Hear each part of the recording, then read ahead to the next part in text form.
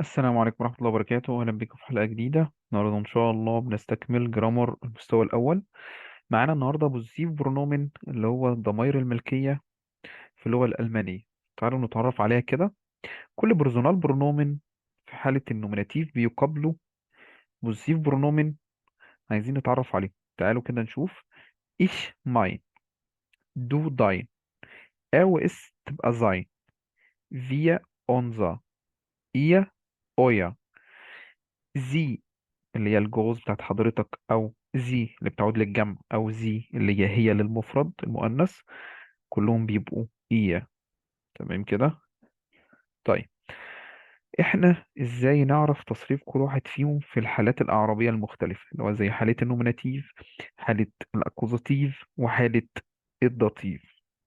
تمام كده. تعالوا الاول. اولا بالنسبه لحاله النوميناتيف عندي الماسكولين والنيوترال زي بعض، والفيمينين والبلغال زي بعض. تعالوا نشوف كده.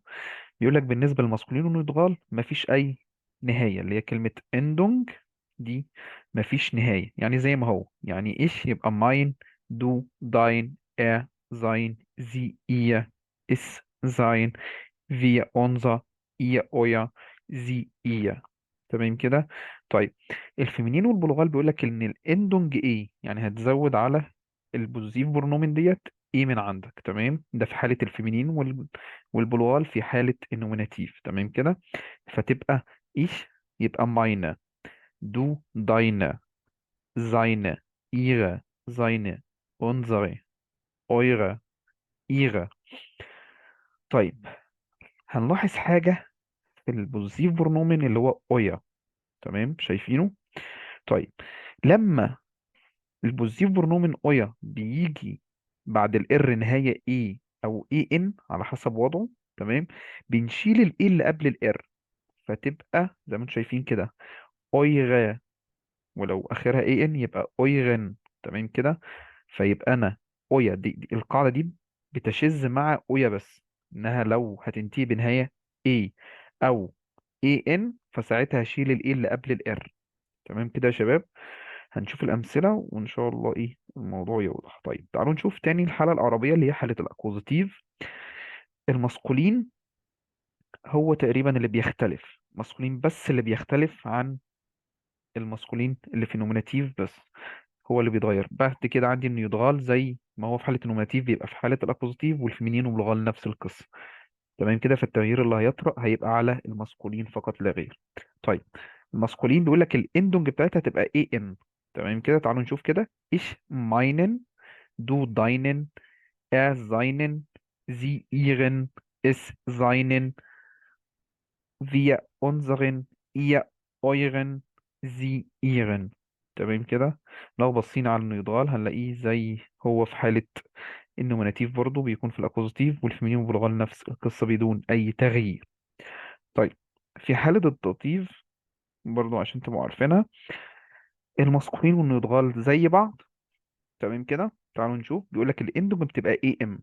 فعندي ايش ماينم، دو داينم، seinem، sie ihrem، es seinem، wir unserem، ihr eurem، sie ihrem. تمام كده. تعالوا نشوف الفيمينين. هتبقى ich meiner، du deiner، seiner، sie ihrer، es seiner، wir unserer، ihr eurer، sie ihrer. تمام كده. البلغال بيقول لك الالدونج اي ان. ich meinen، du deinen، seinen، sie ihren، es seinen، wir unseren، ihr euren، sie ihren. تمام. المفروض طبعا يا شباب نبقى عارفين الحاجات ديت عشان تقدر تطبق كويس، لان انت لو مش عارف الحاجات دي او نهايات البوزيتيف برونومين في كل حلقة عربية مش هتعرف تستخدمها طبعا. تمام. تعالوا نشوف الأمثلة عشان الموضوع يوضح أكتر. بايشبيلا. أول حاجة ich habe einen Sohn und eine Tochter. يقول لك أنا عندي واد وبنت. تمام كده. mein Sohn heißt أيمن und meine Tochter heißt مريم. هنا بقى بدأ موضوع الملكية. تمام. mein Sohn. فهنا mein Sohn، زون هنا مسكولين، وعشان في حالة النوميناتيف فيبقى ماين لأن بتكلم عن نفسي. تمام. وبعد كده ماين تخطى لأن تخطى فيمينين، وبتكلم برضو اللي هو عن إيش اللي هو أنا، فبقول ماينة. تمام يا شباب. طبعا المفروض يبقى في نقطة بعد أين تخطى عشان بداية الجملة التانية اللي هي ماين زون. تمام. طيب نمرة 2، das ist mein Freund، بقول لك ده صديقي. تمام كده.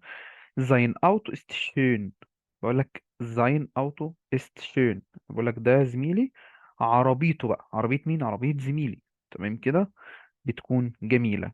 تمام كده. ليه قلت زين؟ لأن بوينت مسكولين. تمام كده. فعائد عليه فساعتها نقول زين. تمام كده. طيب نمرة دراي ist das dein Fahrrad، بقول لك دي عجلتك. تمام كده. عشان بكلمك انت مخاطب، مثلا اصدقاء ولا حاجه، فبنتكلم عادي بدو، فبقول ist das dein Fahrrad، فبتقول لي ja das ist mein Fahrrad، لان انت ده حاليا اللي بيرد بيتكلم عن حاجته هو، فبيقول mein Fahrrad. خلي بالكو ما بين اللي هو السؤال والاجابه. تمام. das Kind schwimmt، بقول لك الطفل بيسبح. تمام. seine Leistung ist gut، seine Leistung ist gut، بقول لك أداؤه كويس، يكون جيد. تمام كده. طيب meine Mutter ist müde، بقول لك والدتي تكون مجهدة أو متعبة. تمام. ihr Bauch tut weh، بقول لك معدتها تؤلمها. ihr Bauch، هنا استخدمتها عشان أنا بتكلم عن معدة والدتي، يعني هي اللي اللي تعبها. تمام كده. طيب بعد كده morgen haben wir eine Prüfung، بقول لك احنا بكرة او غدا عندنا امتحان. unsere Prüfung fängt um 10 Uhr an، بقول لك امتحاننا بيبدأ الساعة 10. تمام. ihr habt viele Zeit، انتوا عندكم وقت كتير. ihr müsst eure Hausaufgabe machen. تمام. eure هي يا شباب اللي احنا قلنا عليها. تمام. ان احنا شلنا الايه اللي قبل الار فبقت eure Hausaufgabe. تمام. دي كانت الأمثلة اللي معانا، أتمنى تكون الصورة وضحت. إن شاء الله أشوفكم في حلقة جديدة. أي حد عنده استفسار يقدر يكتب لي في الكومنتات، وأشوفكم في حلقة جديدة، والسلام عليكم ورحمة الله وبركاته.